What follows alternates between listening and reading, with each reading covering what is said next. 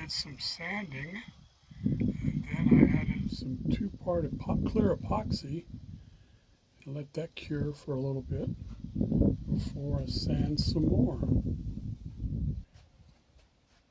Run some screws to run a test fit to see if we have done this right, or if we have to do some modifications, which looks like we might have to. Found the problem. The center support brace is out of square. Redo time.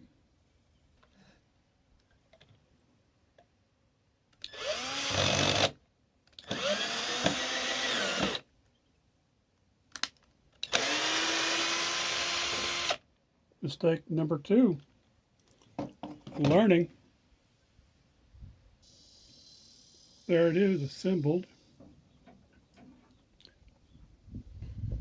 More sanding, lots more sanding before we put everything together for the final time. I think it's going to look good for a first time footrest, kid stool.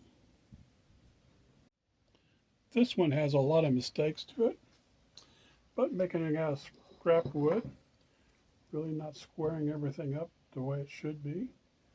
Learning that maybe you should cut angles a little bit more precise, but it's sturdy and it will fit flush on the floor.